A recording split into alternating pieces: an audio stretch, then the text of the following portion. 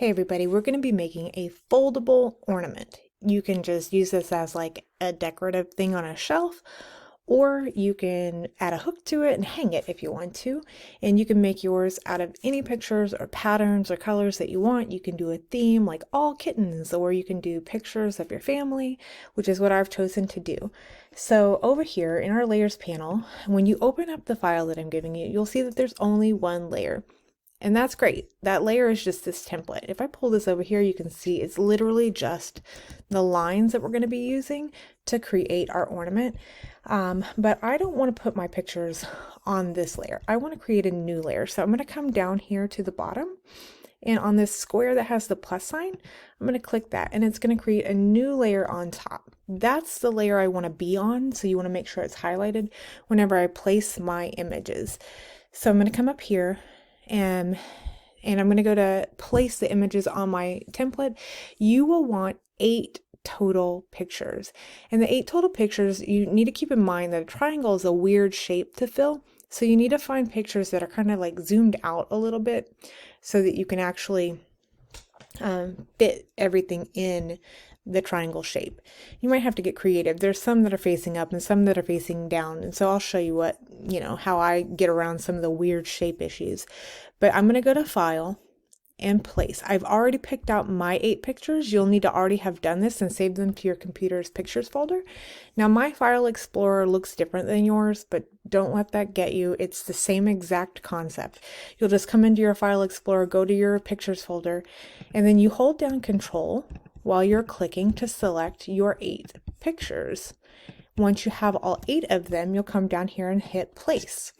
You'll see that your cursor now has those 8 pictures attached to it. I'm just using family pictures. You can use whatever you want to. All right, and you just click to drag to drop them, and it's okay, whatever order they're in over here, it doesn't really matter. You're just getting them off of here. And now you'll notice all of those pictures are over here, and you can change the order of them if you need to, the stacking order, but we don't need to do that right now. So I'm going to come up here and get my regular selection tool, which you can also hit V on your keyboard. And I'm just going to bring over baby Iris. Now here's the problem. I need to be able to see where the template is on top of her. So here is what I'm going to do. I'm going to come over to my layers panel. I'm going to click on that layer 1, which is my template. I'm going to click and drag it up so that it's now on top. You could also click layer 2 and drag it down below. And now you can see the lines. So I'm going to zoom in a little bit. There's my little sugar baby. I am going to put her, and I'm going to hold shift whenever I drag it out from the corner so that it doesn't stretch her or squash her. And I need this picture to completely and totally fill the triangle. So I'm holding shift from the corners, always holding shift. Otherwise it might squash or stretch your picture. And I'm just going to make sure that she is in there where I want her to be. And once I have her where I want her, I can move on to the next picture, which will be this one of my husband and me. And I think I need it to be in one of these triangles. I'm going to hold shift from a corner. I'm going to go over here. And would it do better in one of these? Nope, it's going to need to be up here, huh? Okay, see what I mean? Like if it's too zoomed in of a picture, you're going to lose bits and pieces, but that's okay. It's art. Okay, so you're going to keep doing this until you have all of your pictures filling triangles. And it doesn't matter the order, it doesn't matter the orientation, because we're going to be moving a lot of things around. And there's Wyatt with his cousin Lainey. We were at Big Splash this summer. All right. You can just keep going, but I'm going to stop here so I can show you the next step. So the next step is going to be to create what's called a clipping mask. So as you can see, we only need the picture to be inside of this triangle, but the picture stretches beyond that. We really need to trim off the excess. So on this layer right here, while I'm on it, I'm going to come down here and I'm going to click to create yet another layer. So I have a new layer here, And then right here, I'm going to lock my template so that I don't move it around or accidentally click it or move it or add to it or subtract it. I'm going to lock it. So what we just did, after we've placed all of our images, we're going to come over here, create a new layer on top of our pictures. So it's a new blank layer, and we're going to lock that layer template. Then to create our clipping mask, we're going to come get what's called the pen tool. You can hold the P on your keyboard. And this should be pretty simple. I'm going to zoom in here, and all I'm going to do, I'm going to click to drop an anchor point, and then I'm going to click, click, click. And what that's done is you've drawn a triangle over your template. When you come to get your selection tool, you'll see that you have that triangle that you just drew selected. I also need my picture of baby Iris. So I'm going to hold shift and click Iris. So now I have my photo selected and my triangle. And if you want to make sure, you can always drop these down. I have my triangle selected and I have my photo selected. While they're both selected, I'm going to right click it and say make a clipping mask.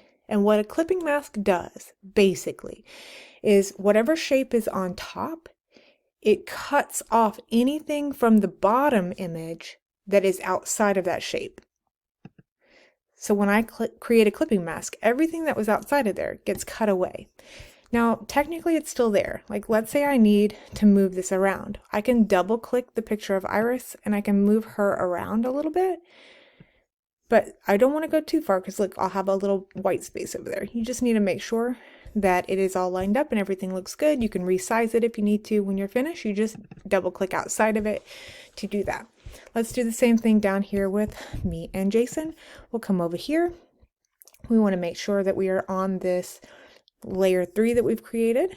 We're going to click to create our clipping mask triangle on top of our template. Once you have it, you'll get your selection tool. I'll hold shift and I will select also the picture, right click, make a clipping mask. And you're just going to keep doing that. Now on this one, I'm going to double click in there. Maybe I can get just a little bit better. I don't know. It'll do. It'll do. Double click out of it. Same thing down here with Wyatt and Lainey. We're still on this layer up here. We're going to come up here. We're going to draw our triangle. You're just going to keep doing this. So I've got my triangle, get my selection tool, hold shift, pick that picture, right click, make a clipping mask, boom, okay? So you're going to keep doing this for all of your other pictures as well. And the reason that we're doing this is we're wanting to trim off the excess so that we have only the pictures inside of our triangles. Hold shift, click the picture, right click, make a clipping mask. Okay, so I'm going to zoom out. Let's just assume that I've finished this, that I've done this for all 8 of my pictures, and I'm ready to save it and print it. So these lines from our template, they're actually really super helpful in that they show us where to fold the paper and they give us guides where to cut these tabs, but they might actually be kind of ugly in our design. So what we want to do, let's come back over here to that layer. Let's unlock it. And while we're on that template layer, go to properties. And I guess I got to select it. Go to properties and let's just lower the opacity down to around 30. And what that does is it just makes it a really faint line. And then you can go to File, Export, Export as a JPEG or a PNG, and we will print that.